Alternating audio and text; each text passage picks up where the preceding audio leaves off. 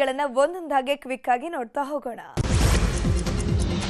ಧರ್ಮಸ್ಥಳ ಬುರುಡೆ ಪ್ರಕರಣ ದಿನಕ್ಕೊಂದು ಟ್ವಿಸ್ಟ್ ಪಡ್ಕೊಳ್ತಾ ಇದೆ. ಬುರುಡೆಯಾಟದ ರಹಸ್ಯವನ್ನ ಬೆನ್ನು ಬಿದ್ದಂತಹ ಎಸ್ಐಟಿ ತಂಡ ಇಂಚಿಂಚು ಮಾಹಿತಿಯನ್ನ ಕೆದಕ್ತಾ ಇದೆ. ಶವಗಳ ರಾಶಿಯನ್ನೇ ತೋರಿಸ್ತೀನಿ ಎಂದಿದ್ದ ಚಿನ್ನಿಯನ್ನೇ ಲಾಕ್ ಮಾಡಿ ಎಸ್ಐಟಿ ಅಧಿಕಾರಿಗಳು ಡ್ರಿಲ್ ಮಾಡ್ತಿದ್ದಾರೆ. ಸದ್ಯ ಇವತ್ತು ಮಾಸ್ಕ್ ಮ್ಯಾನ್ ಚಿನ್ನಯ್ಯನ ಕಸ್ಟಡಿ ಅಂತ್ಯವಾಗಲಿದೆ. ಹೀಗಾಗಿ ಎಸ್ಐಟಿ ಅಧಿಕಾರಿಗಳು ಬೆಳ್ತಂಗಡಿ ನ್ಯಾಯಾಲಯದ ಮುಂದೆ ಹಾಜರುಪಡಿಸಲಿದ್ದಾರೆ.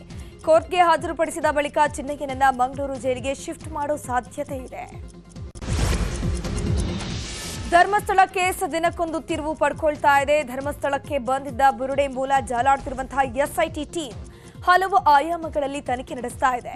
ಧರ್ಮಸ್ಥಳ ಬುರುಡೆ ಕೇಸ್ ಸಂಬಂಧ ಎಸ್ಐಟಿ ವಿಚಾರಣೆ ವೇಳೆ ಜಯಂತ್ ಟಿ ಸ್ಫೋಟಕ ಮಾಹಿತಿಯನ್ನ ಬಿಚ್ಚಿಟ್ಟಿದ್ದಾನೆ. ಬುರುಡೆ ತಂದು ಕೊಟ್ಟಿದ್ದೇ ಗಿರೀಶ್ ಮಠಣ್ಣನವರಂತೆ. ಈ ಬಗ್ಗೆ ಜಯಂತ್ ಹೇಳಿಕೆ ನೀಡಿದ್ದಾನೆ ಎನ್ನಲಾಗ್ತಾ ಇದೆ. ಬೆಳ್ತಂಗಡಿ ಎಸ್ಐಟಿ ಕಚೇರಿಯಲ್ಲಿ ವಿಚಾರಣೆ ಮುಂದುವರೆದಿದೆ. ಧರ್ಮಸ್ಥಳ ಬುರುಡೆ ಪ್ರಕರಣದಲ್ಲಿ ಕಾಂಗ್ರೆಸ್ ಸಂಸದ ಶಶಿಕಾಂತ್ ಸೆಂಥಿಲ್ ಷಡ್ಯಂತರ ಮಾಡಿದ್ದಾರೆ ಅಂತ ಆರೋಪಿಸಿದ್ದ ಶಾಸಕ ಜನಾರ್ದನ ರೆಡ್ಡಿ ವಿರುದ್ಧ ಕ್ರಿಮಿನಲ್ ಮಾನನಷ್ಟ ಮೊಕದ್ದಮೆ ಹೂಡೋಕೆ ನಿರ್ಧರಿಸಲಾಗಿದೆ. ತಮಿಳುನಾಡಿನ ತಿರುವಳ್ಳೂರು ಕ್ಷೇತ್ರದಿಂದ ಸಂಸದರಾಗಿ ಆಯ್ಕೆಯಾಗಿರುವ ಸೆಂಥಿಲ್ ಈ ಮೊದಲು ದಕ್ಷಿಣ ಕನ್ನಡ ಜಿಲ್ಲೆಯ ಜಿಲ್ಲಾಧಿಕಾರಿಯಾಗಿ ಕೆಲಸವನ್ನ ಮಾಡಿದ್ರು. ಇಂದು ಜನಪ್ರತಿನಿಧಿಗಳ ಕೋರ್ಟ್ನಲ್ಲಿ ಖಾಸಗಿ ದೂರು ದಾಖಲಿಸಲಿದ್ದಾರೆ ಎನ್ನಲಾಗ್ತಾ ಇದೆ. ಸ್ಥಳೀಯ ಸಂಸ್ಥೆಗಳ ಚುನಾವಣೆಯಲ್ಲಿ ಇವಿಎಂ ಬದಲಿಗೆ ಬ್ಯಾಲೆಟ್ ಪೇಪರ್ ಬಳಸೋಕೆ ರಾಜ್ಯ ಸರ್ಕಾರ ನಿರ್ಧಾರವನ್ನು ಮಾಡಿದೆ. ಸರ್ಕಾರದ ಈ ನಿರ್ಧಾರಕ್ಕೆ ಬಿಜೆಪಿ ನಾಯಕರು ಆಕ್ರೋಶವನ್ನು ವ್ಯಕ್ತಪಡಿಸಿದ್ದಾರೆ. ಬಿಜೆಪಿ ರಾಜ್ಯಾಧ್ಯಕ್ಷ ಬಿವೈ ವಿಜಯೇಂದ್ರ ಕಿಡಿಕಾರಿದ್ದಾರೆ. ಎಕ್ಸ್ನಲ್ಲಿ ಪೋಸ್ಟ್ ಮಾಡಿರುವ ವಿಜಯೇಂದ್ರ, ಮತಗಳ್ಳತನದಿಂದ ನಾವು ಆಯ್ಕೆಯಾಗಿ ಅಧಿಕಾರಕ್ಕೆ ಬಂದಿರೋದು ಅಂತ ಕಾಂಗ್ರೆಸ್ ಮೊದಲು ಒಪ್ಪಿಕೊಳ್ಳಿ, ಇಲ್ವಾ ರಾಜೀನಾಮೆಯನ್ನು ಕೊಟ್ಟು ಬ್ಯಾಲೆಟ್ ಪೇಪರ್ ಮೂಲಕ ಚುನಾವಣೆ ನಡೆಸಿ ಅಧಿಕಾರಕ್ಕೆ ಬರಲಿ ಅಂತ ಕಿಡಿಕಾರಿದ್ರು. ಇನ್ನು ಅಶ್ವಥ್ ನಾರಾಯಣ್ ಕಾಂಗ್ರೆಸ್ನಿಂದ ಎಲ್ಲದರಲ್ಲೂ ಹಸ್ತಕ್ಷೇಪ ಮಾಡ್ತಾ ಇದೆ. ಕಾಂಗ್ರೆಸ್ ಸರ್ಕಾರ ಭ್ರಷ್ಟಾಚಾರದಿಂದ ತುಂಬಿದೆ, ಜನರ ಕೋಪ ಮುಗಿಲಿಗೇರಿದೆ. ಈ ಆಕ್ರೋಶವನ್ನ ಜನರು ಚುನಾವಣೆಯಲ್ಲಿ ತೋರಿಸ್ತಾರೆ ಎಂಬ ಭಯಕ್ಕೆ ಬ್ಯಾಲೆಟ್ ಪೇಪರ್ ಮೊರೆ ಹೋಗಿದ್ದಾರೆ ಅಂತ ಕಿಡಿಕಾರಿದ್ರು. ಬ್ಯಾಲೆಟ್ ಪೇಪರ್ ಬಳಕೆ ವಿಚಾರದ ಬಗ್ಗೆ ಸಿಎಂ ಸಿದ್ದರಾಮಯ್ಯ ಸಮರ್ಥನೆ ಮಾಡಿಕೊಂಡಿದ್ದಾರೆ. ಅನೇಕ ದೇಶಗಳಲ್ಲಿ ಇವಿಎಂ ಬದಲಿಗೆ ಬ್ಯಾಲೆಟ್ ಪೇಪರ್ಗೆ ಬಂದಿರೋ ನಿರ್ದೇಶನಗಳಿದೆ. ಇದೇ ವಿಚಾರವಾಗಿ ಮಾತನಾಡಿದ ಡಿಸಿಎಂ, ಸ್ಥಳೀಯ ಸಂಸ್ಥೆ ಚುನಾವಣೆಗೆ ನಾವು ಬ್ಯಾಲೆಟ್ ಪೇಪರ್ ಬಳಸೋದು ಅಂತ ತೀರ್ಮಾನವನ್ನ ಮಾಡಿದ್ದೀವಿ. ಆದರೆ ಬಿಜೆಪಿಯವರಿಗೆ ಯಾಕೆ ಆತಂಕ? ಕಳ್ಳನ ಮನಸ್ಸು ಹುಳ್ಳುಳ್ಗೆ ಅನ್ನೋ ಹಾಗೆ ಬ್ಯಾಲೆಟ್ ಪೇಪರ್ ಬಳಕೆಗೆ ಕಾನೂನಿನಲ್ಲಿಯೇ ಅವಕಾಶ ಇದೆ. ಹೀಗಾಗಿ ಸ್ಥಳೀಯ ಚುನಾವಣೆಯಲ್ಲಿ ಬ್ಯಾಲೆಟ್ ಪೇಪರ್ ಬಳಕೆಗೆ ತೀರ್ಮಾನ ಮಾಡಿದ್ದೀವಿ ಅಂತ ಹೇಳಿದ್ರು. ಕರ್ನಾಟಕ ಭೋವಿ ಅಭಿವೃದ್ಧಿ ನಿಗಮದ ಅಧ್ಯಕ್ಷ ಎಸ್ ರವಿಕುಮಾರ್ ರಾಜೀನಾಮೆ ಕೊಟ್ಟಿದ್ದಾರೆ. ಎಸ್ ರವಿಕುಮಾರ್ ವಿರುದ್ಧ ಭೂ ಒಡೆತನ ಯೋಜನೆಯ ಫಲಾನುಭವಿಗಳಿಂದ ಕಮಿಷನ್ ವಸೂಲಿ ಮಾಡಿದ ಆರೋಪ ಕೇಳಿಬಂದಿತ್ತು. ಭೋವಿ ನಿಗಮದ ಭ್ರಷ್ಟಾಚಾರದ ಬ್ರಹ್ಮಾಂಡವನ್ನ ಕಮಿಷನ್ ದಂಧೆ ಬಗ್ಗೆ ವಿಡಿಯೋ ಸಮೇತ ನಿಮ್ಮ ನ್ಯೂಸ್ 18 ವರದಿಯನ್ನು ಬಿತ್ತರ ಮಾಡಿತ್ತು. ಇದೀಗ ರವಿಕುಮಾರ್ ನಿಗಮದ ಅಧ್ಯಕ್ಷ ಸ್ಥಾನಕ್ಕೆ ಸಿಎಂಗೆ ರಾಜೀನಾಮೆ ಪತ್ರವನ್ನು ಸಲ್ಲಿಕೆ ಮಾಡಿದ್ದಾರೆ. ಇಂದು ಸಿಎಂ ಸಿದ್ದರಾಮಯ್ಯ ವಿಜಯಪುರ ಜಿಲ್ಲಾ ಪ್ರವಾಸವನ್ನ ಕೈಗೊಳ್ಳಲಿದ್ದಾರೆ. ಆಲಮಟ್ಟಿಯಲ್ಲಿ ಕೃಷ್ಣೆಗೆ ಬಾಗಿನ ಅರ್ಪಣೆ ಸಮಾರಂಭದಲ್ಲಿ ಸಿಎಂ ಸಿದ್ದರಾಮಯ್ಯ ಭಾಗಿಯಾಗಲಿದ್ದಾರೆ. ಮಧ್ಯಾಹ್ನ 12 ಗಂಟೆಗೆ ಆಲಮಟ್ಟಿ ಡ್ಯಾಂಗೆ ಹೆಲಿಕಾಪ್ಟರ್ ಮೂಲಕ ಸಿಎಂ ಆಗಮಿಸಿ ಪತ್ರಿಕಾಗೋಷ್ಠಿ ನಡೆಸಲಿದ್ದಾರೆ. ಹಾಗೆಯೇ ರೈತರನ್ನ ಸಿಎಂ ಭೇಟಿ ಮಾಡಲಿದ್ದಾರೆ. ಮಧ್ಯಾಹ್ನ 3 ಗಂಟೆಗೆ ಬೆಂಗಳೂರಿಗೆ ಸಿಎಂ ವಾಪಸ್ ಆಗಲಿದ್ದಾರೆ. ಬೆಂಗಳೂರಿನ ಅರಮನೆ ಮೈದಾನದಲ್ಲಿ ಅಂತಾರಾಷ್ಟ್ರೀಯ ಮಿಲಾದ್ ಉನ್ ನಬಿ ಸಮ್ಮೇಳನ ನಡೆಯಿತು. ಈ ಒಂದು ಸಮ್ಮೇಳನದಲ್ಲಿ ಸಿಎಂ ಸಿದ್ದರಾಮಯ್ಯ, ಸಚಿವ ಜಮೀರ್ ಅಹಮದ್ ಖಾನ್, ಸಿಎಂ ರಾಜಕೀಯ ಕಾರ್ಯದರ್ಶಿ ನಜೀರ್ ಅಹಮದ್ ಭಾಗಿಯಾಗಿದ್ದರು. ಈ ಸಮ್ಮೇಳನದಲ್ಲಿ ಮಾತನಾಡಿದ ಸಿಎಂ ಸಿದ್ದರಾಮಯ್ಯ, ಎಲ್ಲರಿಗೂ ನಮಸ್ಕಾರ, ಜೈ ಹಿಂದ್, ಜೈ ಕರ್ನಾಟಕ, ಜೈ ಹಿಂದ್ ಮುಸಲ್ಮಾನ್ ಅಂತ ಭಾಷಣ ಆರಂಭಿಸಿದ್ರು. ಈ ವರ್ಷ ವಿಶೇಷವಾಗಿ ಎಲ್ಲರೂ ಒಗ್ಗೂಡಿ ಆಚರಣೆ ಮಾಡ್ತಿದ್ದೀವಿ. ಮೊಹಮ್ಮದ್ ಪ್ರವಾದಿ ನೆನೆಯುತ್ತಾ ಅವರ ಹಾದಿಯಲ್ಲಿ ನಡೆಯೋಣ ಅಂತಿದ್ರು. ಸರ್ಕಾರಿ ಶಾಲೆಗೆ ಮಕ್ಕಳನ್ನ ಸೇರಿಸಿದ್ರೆ ಮಾತ್ರ 5 ಗ್ಯಾರಂಟಿ ನೀಡ್ತೇವೆ ಎನ್ನುವ ನಿಯಮವನ್ನ ಸರ್ಕಾರ ಮಾಡಬೇಕು ಅಂತ ಮಾಯಕೊಂಡ ಕಾಂಗ್ರೆಸ್ ಶಾಸಕ ಕೆಎಸ್ ಬಸಂತಪ್ಪ ಸಲಹೆ ನೀಡಿದ್ದಾರೆ. ದಾವಣಗೆರೆಯಲ್ಲಿ ನಡೆದ ಶಿಕ್ಷಕರ ದಿನಾಚರಣೆ ಕಾರ್ಯಕ್ರಮದಲ್ಲಿ ಮಾತನಾಡಿರುವ ಅವರು, ಸರ್ಕಾರಿ ಶಾಲೆಗಳಲ್ಲಿ ಹಾಜರಾತಿ ಸಂಖ್ಯೆ ಕಡಿಮೆ ಆಗ್ತಾ ಇದೆ. ಸರ್ಕಾರಿ ಶಾಲೆಗಳಲ್ಲಿ ಹಾಜರಾತಿ ಹೆಚ್ಚಳ ಆಗೋಕೆ ಸರ್ಕಾರಕ್ಕೆ ಮನವಿಯನ್ನ ಮಾಡ್ತೀನಿ. 5 ಗ್ಯಾರಂಟಿ ಪಡೆಯೋ ಫಲಾನುಭವಿಗಳು ತಮ್ಮ ಮಕ್ಕಳನ್ನ ಸರ್ಕಾರಿ ಶಾಲೆಗೆ ಸೇರಿಸಬೇಕು ಅನ್ನುವ ನಿಯಮವನ್ನ ಮಾಡಬೇಕು ಅಂತ ಸಿಎಂಗೆ ತಿಳಿಸ್ತೀನಿ ಅಂತ ಹೇಳಿದ್ದಾರೆ. ನಟಿ ರಮ್ಯಾಗೆ ಅಶ್ಲೀಲ ಕಮೆಂಟ್ ಮಾಡಿದ ಕೀಚಕರಿಗೆ ಢವಢವ ಶುರುವಾಗಿದೆ. ಬಂಧಿತ ಆರೋಪಿಗಳು ಕಾನೂನು ಕುಣಿಕೆಯಲ್ಲಿ ವಿಲವಿಲ ಅಂತ ಒದ್ದಾಡ್ತಿದ್ದು ಜಾಮೀನು ಕೋರಿ ಕೋರ್ಟ್ ಮೆಟ್ಟಿಲೇರಿದ್ರು. ಆದರೆ ಸೆಷನ್ಸ್ ಕೋರ್ಟ್ ಜಾಮೀನು ವಜಾ ಮಾಡಿ ಶಾಕ್ ಕೊಟ್ಟಿದೆ. ಹೀಗಾಗಿ ಆರೋಪಿಗಳು ಹೈಕೋರ್ಟ್ ಮೆಟ್ಟಿಲೇರುವ ಅನಿವಾರ್ಯತೆ ಎದುರಾಗಿದೆ. ರಮ್ಯಾ ಕಮಿಷನರ್ಗೆ ದೂರನ್ನ ಕೊಟ್ಟ ಬೆನ್ನಲ್ಲೇ 12 ಆರೋಪಿಗಳನ್ನ ಅರೆಸ್ಟ್ ಮಾಡಿದ್ರು ಪೊಲೀಸರು. ಸದ್ಯ ಸಿಸಿಬಿ ಸೈಬರ್ ಕ್ರೈಂ ಪೊಲೀಸರು ತನಿಖೆಯನ್ನು ಮುಂದುವರೆಸಿದ್ದು ಆರೋಪಿಗಳು ಜಾಮೀನಿಗಾಗಿ ಪರದಾಡುವಂತಾಗಿದೆ. ವಿಜಯಪುರ ಜಿಲ್ಲೆಯ ದೇವರ ನಿಂಬರಗಿ ಗ್ರಾಮದ ಭೀಮನಗೌಡ ಬಿರಾದರ್ ಹತ್ಯೆ ಪ್ರಕರಣ ಸಂಬಂಧ ಚಡಚಣ ಪಿಎಸ್ಐ ಪ್ರವೀಣ್ ತಲೆದಂಡವಾಗಿದೆ. ಕರ್ತವ್ಯ ನಿರ್ಲಕ್ಷ್ಯ ಆರೋಪದ ಮೇಲೆ ಪಿಎಸ್ಐ ಪ್ರವೀಣ್ರನ್ನ ಅಮಾನತು ಮಾಡಿ ಎಸ್ಪಿ ಲಕ್ಷ್ಮಣ್ ನಿಂಬರಗಿ ಆದೇಶಿಸಿದ್ದಾರೆ. ಸೆಪ್ಟೆಂಬರ್ 3ರಂದು ದೇವರ ನಿಂಬರಗಿ ಗ್ರಾಮದಲ್ಲಿ ಗುಂಡಿಕ್ಕಿ ಭೀಮನಗೌಡನನ್ನ ಹತ್ಯೆ ಮಾಡಲಾಗಿತ್ತು. ಘಟನೆ ಸಂಬಂಧ 4 ಆರೋಪಿಗಳನ್ನು ಪೊಲೀಸರು ಅರೆಸ್ಟ್ ಮಾಡಿದ್ದಾರೆ.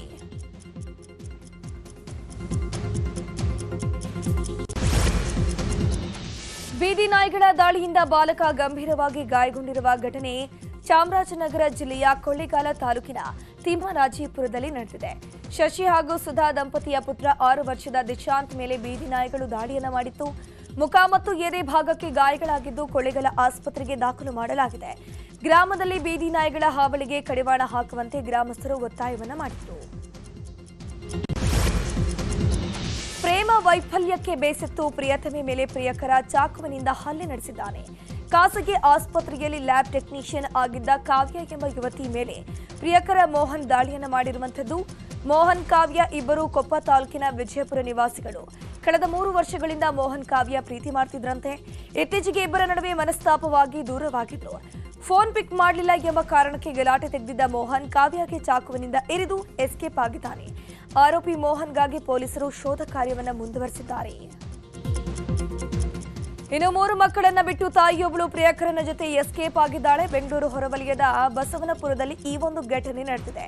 11 ವರ್ಷದ ಹಿಂದೆ ಮಂಜುನಾಥ್ ಅನ್ನೋರನ್ನ ಪ್ರೀತಿಸಿ ಲೀಲಾವತಿ ಅನ್ನೋಳು ಮದುವೆ ಮಾಡಿಕೊಂಡಿದ್ಲು.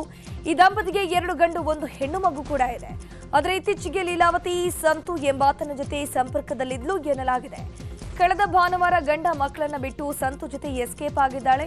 ಇನ್ನು ಬನ್ನೇರುಘಟ್ಟ ಠಾಣೆಗೆ ಬಂದ ಲೀಲಾವತಿ ನಾನು ಸಂತು ಜೊತೆಗೇನೆ ಇರ್ತೀನಿ ಅಂತ ಹೇಳಿದ್ದಾಳಂತೆ. ತಿಂಡಿ ತಿಂದು ಹೊಂಡದಲ್ಲಿ ಕೈ ತೊಳೆಯೋಕೆ ಹೋಗಿದ್ದ ಬಾಲಕ ನೀರು ಪಾಲಾಗಿದ್ದಾನೆ. ರಾಯಚೂರು ಜಿಲ್ಲೆಯ ಕೃಷ್ಣಗಿರಿ ಹಿಲ್ಸ್ ಬಳಿಯ ಬೆಟ್ಟದ ತಪ್ಪಲಿನ ಹೊಂಡದಲ್ಲಿ ಈ ಒಂದು ಘಟನೆ ನಡೆದಿರುವಂಥದ್ದು. ಮೃತ ಗೌತಮ್ ಬೆಳಗ್ಗೆ ಸ್ನೇಹಿತನ ಜೊತೆ ಇಡ್ಲಿ ಪಾರ್ಸಲ್ ತಗೊಂಡು ಹೋಗಿದ್ದ. ವಾಲಿಬಾಲ್ ಆಡಿದ ಬಳಿಕ ಹೊಂಡದಲ್ಲಿ ಕೈ ತೊಳೆಯೋಕೆ ಹೋದಾಗ ಗೌತಮ್ ಜಾರಿ ಬಿದ್ದಿದ್ದಾನೆ. ಅಗ್ನಿಶಾಮಕ ಸಿಬ್ಬಂದಿ ಯರಗೇರ ಪೊಲೀಸರು ಸತತ 6 ಗಂಟೆಗಳ ಕಾರ್ಯಾಚರಣೆ ಮಾಡಿ ಬಳಿಕ ಗೌತಮ್ ಮೃತದೇಹವನ್ನು ಹೊರತೆಗೆದಿದ್ದಾರೆ. ಹಾಸನ ಜಿಲ್ಲೆಯ ಜಮ್ಮನಹಳ್ಳಿ ಗ್ರಾಮದಲ್ಲಿ ಅಕ್ರಮವಾಗಿ ದಾಸ್ತಾನು ಮಾಡಿದ್ದ ಪಡಿತರ ಅಕ್ಕಿ ಪತ್ತೆಯಾಗಿದೆ. ಆಹಾರ ಶಿರಸ್ತೇದಾರ್ ದ್ರಾಕ್ಷಾಯಿಣಿ ನೇತೃತ್ವದಲ್ಲಿ ಕಾರ್ಯಾಚರಣೆ ನಡೆಯಿತು. ಪ್ರಾಥಮಿಕ ಕೃಷಿ ಪತ್ತಿನ ಸಹಕಾರ ಸಂಘದ ನ್ಯಾಯಬೆಲೆ ಅಂಗಡಿಯಲ್ಲಿ ಪಡಿತರ ಅಕ್ಕಿ ಗೋದಾಮಿನ ಮೇಲೆ ಅಧಿಕಾರಿಗಳು ದಾಳಿಯನ್ನ ಮಾಡಿದರು. ಪ್ರಮೋದ ಕುಮಾರ ಅನ್ನೋರು ರಂಗಸ್ವಾಮಿ ಟ್ರಾನ್ಸ್ಪೋರ್ಟ್ಗೆ ಸೇರಿದ 2 ಲಾರಿಗಳಲ್ಲಿ ಅಕ್ಕಿ ಸಾಗಣೆ ಮಾಡಲಾಗ್ತಿತ್ತು. ದಾಳಿ ಮಾಡಿ 660 ಚೀಲ ಪಡಿತರ ಅಕ್ಕಿಯನ್ನು ವಶಕ್ಕೆ ಪಡೆಯಲಾಗಿದ್ದು 4 ವಿರುದ್ಧ ದೂರು ದಾಖಲಾಗಿದೆ. ದಕ್ಷಿಣ ಕನ್ನಡ ಜಿಲ್ಲೆಯ ಪುತ್ತೂರಿನ ಸಮೀಪದ ಕಡಂಬು ಎಂಬಲ್ಲಿ ಹಸು ಕದ್ದು ಮಾಂಸ ಮಾಡಿ ಸಾಗಾಟ ಮಾಡಲಾಗ್ತಾ ಇದೆ. ಹಸು ಕಳ್ಕೊಂಡ ಕುಟುಂಬದವರನ್ನ ಶಾಸಕ ಅಶೋಕ್ ರೈ ಭೇಟಿ ಮಾಡಿದ್ರು. ಬಳಿಕ ಮಾತನಾಡಿದ ಅವರು, ಹೀನ ಕೃತ್ಯ ಮಾಡಿದವರ ಕೈಯನ್ನೇ ಕಡಿಬೇಕು. ಮುಂದೆ ಯಾರು ಕೂಡ ಇಂತಹ ಕೃತ್ಯವನ್ನ ಮಾಡಬಾರದು. ಆರೋಪಿಗಳ ಪತ್ತೆಗೆ ಪೊಲೀಸರಿಗೆ ಸೂಚನೆ ಕೊಟ್ಟಿದ್ದೀನಿ. ಆರೋಪಿಗಳನ್ನ ಬಂಧಿಸುವ ಭರವಸೆ ಕೊಟ್ಟಿದ್ದಾರೆ. ಸಮಾಜದಲ್ಲಿ ಈ ಸಾಮರಸ್ಯವನ್ನ ಕದಡುವ ಪ್ರಯತ್ನಗಳನ್ನ ದುಷ್ಕರ್ಮಿಗಳು ಮಾಡ್ತಿರ್ತಾರೆ ಅಂತ ಹೇಳಿದ್ರು. ಬೆಂಗಳೂರು ದಕ್ಷಿಣ ಜಿಲ್ಲೆಯ ಚನ್ನಪಟ್ಟಣದ ಡಾಕ್ಟರ್ ಬಿಆರ್ ಅಂಬೇಡ್ಕರ್ ಭವನದಲ್ಲಿ 40ಕ್ಕೂ ಹೆಚ್ಚು ಫ್ಯಾನ್ಗಳು ಹಾಗೂ ಇತರೆ ವಸ್ತುಗಳು ಕಳ್ಳತನವಾಗಿದೆ. ಇದನ್ನು ಖಂಡಿಸಿ ನಗರದ ಅಂಬೇಡ್ಕರ್ ಪುತ್ಥಳಿ ಎದುರು ದಲಿತ ಸಂಘಟನೆಗಳು ಹಾಗೆಯೇ ಅಂಬೇಡ್ಕರ್ ಅಭಿಮಾನಿಗಳು ಪ್ರತಿಭಟನೆ ಮಾಡಲಿದ್ದಾರೆ. ಇಂದು ಬೆಳಗ್ಗೆ 10 ಸುಮಾರಿಗೆ ಪ್ರತಿಭಟನೆ ನಡೆಸಿ ತಾಲೂಕು ಆಡಳಿತದ ವಿರುದ್ಧ ಕಿಡಿಕಾರಲಿದ್ದಾರೆ. ಮಳೆ ನಿಂತರೂ ಅದರ ಅನಾಹುತ ಮಾತ್ರ ಕಡಿಮೆ ಆಗ್ತಾ ಇಲ್ಲ. ಇದು ರೈತರನ್ನ ಕಂಗಾಲಾಗಿಸಿದೆ. ಗದಗ ತಾಲೂಕಿನ ಶಿರಂಜು ಗ್ರಾಮದಲ್ಲಿ ಭಾರೀ ಮಳೆಯಿಂದ ಸಾವಿರಾರು ಎಕರೆ ಗೋವಿನ ಜೋಳ ಹಾನಿಯಾಗಿದೆ. ಜಮೀನಿನಲ್ಲಿ ನಿರಂತರವಾಗಿ ನೀರು ಉಕ್ಕಿ ಹರಿತಾ ಇರೋದ್ರಿಂದ ಅಪಾರ ಬೆಳೆ ಹಾನಿಯಾಗಿದೆ. ಲಾಭದ ನಿರೀಕ್ಷೆಯಲ್ಲಿದ್ದ ರೈತರಿಗೆ ಹೆಚ್ಚಿನ ತೇವಾಂಶದಿಂದ ಬೆಳೆ ಹಾನಿ ಕಂಡು ಕಂಗಾಲಾಗಿದ್ದಾರೆ. ಎಕರೆಗೆ 30 ರಿಂದ 40 ಸಾವಿರ ಖರ್ಚು ಮಾಡಿದ್ದಾರೆ. ಇಷ್ಟೆಲ್ಲ ಅವಾಂತರ ಆದರೂ ಯಾವೊಬ್ಬ ಅಧಿಕಾರಿಯೂ ಅತ್ತ ಮುಖ ಹಾಕಿಲ್ಲ ಅಂತ ಅನ್ನದಾತರು ಕಣ್ಣೀರು ಹಾಕ್ತಿದ್ದಾರೆ. ಕೋಲಾರದಲ್ಲಿ ಕಳಪೆ ರಸ್ತೆ ಕಾಮಗಾರಿಗಳ ದರ್ಬಾರ್ ಶುರುವಾಗಿದೆ. ಟಾರ್ ಹಾಕಿದ ಒಂದೇ ತಿಂಗಳಿಗೆ ಕಿತ್ತು ಹಾಳಾಗಿ ಹೋಗಿದೆ. ಕೋಲಾರ ತಾಲೂಕಿನ ಕುರುಗಲ್ ಗ್ರಾಮದಲ್ಲಿ 10 ಲಕ್ಷ ವೆಚ್ಚದಲ್ಲಿ ರಸ್ತೆ ಕಾಮಗಾರಿ ಮಾಡಲಾಗಿತ್ತು. ಇದೀಗ ಆ ರಸ್ತೆ ಸಂಪೂರ್ಣವಾಗಿ ಕಿತ್ತು ಹೋಗಿದೆ. ಡಾಂಬಾರು ಕಿತ್ತು ಹೋಗಿ ಬರೀ ಮಣ್ಣೇ ಕಾಣಿಸ್ತಾ ಇದೆ. ಇದರಿಂದ ಗುತ್ತಿಗೆದಾರನ ವಿರುದ್ಧ ಗ್ರಾಮಸ್ಥರು ಹಿಡಿಶಾಪವನ್ನು ಹಾಕಿದ್ದಾರೆ. ಚಾಮರಾಜನಗರ ಜಿಲ್ಲಾ ಪೊಲೀಸ್ ವರಿಷ್ಠಾಧಿಕಾರಿ ಡಾಕ್ಟರ್ ಬಿಟಿ ಕವಿತಾ ಭತ್ತದ ಗದ್ದೆಯಲ್ಲಿ ನಾಟಿ ಮಾಡುವ ಮೂಲಕ ರೈತ ಮಹಿಳೆಯನ್ನ ಹುರಿದುಂಬಿಸಿದ್ದಾರೆ. ಕೊಳ್ಳೇಗಾಲಕ್ಕೆ ತೆರಳುವಾಗ ಮಾರ್ಗ ಮಧ್ಯೆ ಕುಂತೂರು ಗ್ರಾಮದ ಬಳಿ ರೈತರು ನಾಟಿ ಮಾಡುವುದನ್ನು ಗಮನಿಸಿದ ಎಸ್ಪಿ ಕವಿತಾ ತಾವು ಕೂಡ ಗದ್ದೆಗೆ ಇಳಿದು ಭತ್ತದ ಪೈರುಗಳನ್ನು ನೆಟ್ಟು ರೈತರೊಂದಿಗೆ 1 ಗಂಟೆಗೂ ಹೆಚ್ಚು ಸಮಯ ಕಳೆದರು. ಶಿವಮೊಗ್ಗದಲ್ಲಿಂದು ಇತಿಹಾಸ ಪ್ರಸಿದ್ಧ ಹಿಂದೂ ಮಹಾಸಭಾ ಗಣಪತಿ ವಿಸರ್ಜನೆ ನಡೆಯಲಿದೆ. ಹೀಗಾಗಿ ಪ್ರಮುಖ ರಸ್ತೆಗಳಲ್ಲಿ ಶಾಂತಿ ನೆಲೆಸುವ ಸಲುವಾಗಿ ರೂಟ್ ಮಾರ್ಚ್ ಮಾಡಲಾಯಿತು.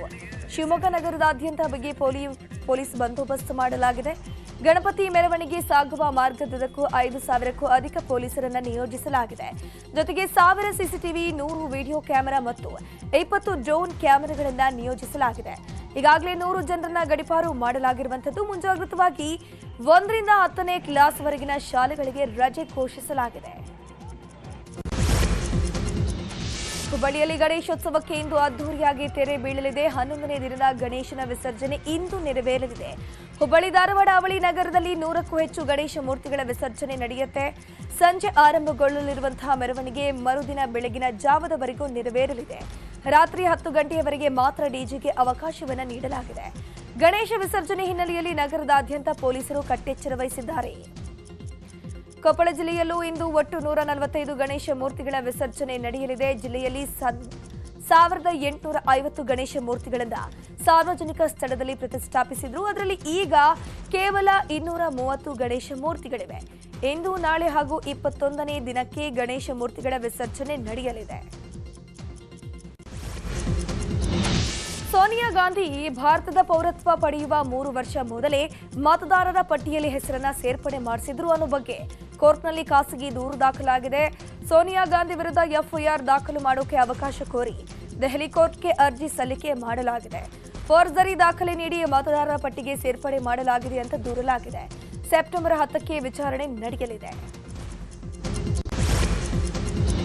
ಪಂಜಾಬ್ನ ಸಿಎಂ ಭಗವಂತ್ ಮಾನ್ ಆಸ್ಪತ್ರೆಗೆ ದಾಖಲಾಗಿದ್ದಾರೆ. ಹೊಟ್ಟೆ ಸೋಂಕಿನಿಂದ ಮೊಹಾಲಿಯ ಫೋರ್ಟಿಸ್ ಆಸ್ಪತ್ರೆಗೆ ದಾಖಲಿಸಿ ಚಿಕಿತ್ಸೆಯನ್ನು ನೀಡಲಾಗ್ತಾ ಇದೆ.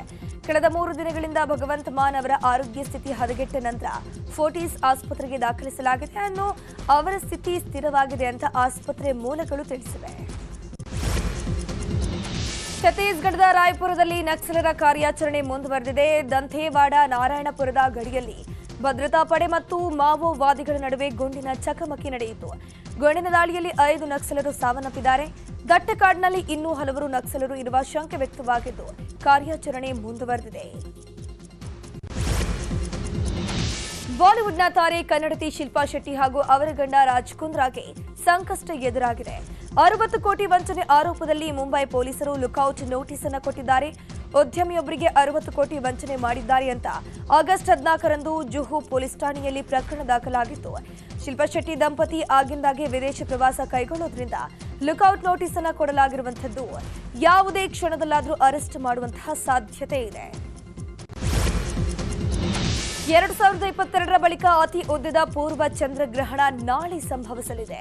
2018ರ ಚಂದ್ರಗ್ರಹಣದ ನಂತರ ದೇಶದ ಎಲ್ಲ ಭಾಗಗಳಲ್ಲಿಯೂ ಕೂಡ ಪೂರ್ಣ ಚಂದ್ರಗ್ರಹಣ ಕಾಣಿಸೋದು ಇದೇ ಮೊದಲು ಅಂತ ಖಗೋಳಶಾಸ್ತ್ರಜ್ಞರು ತಿಳಿಸಿದ್ದಾರೆ.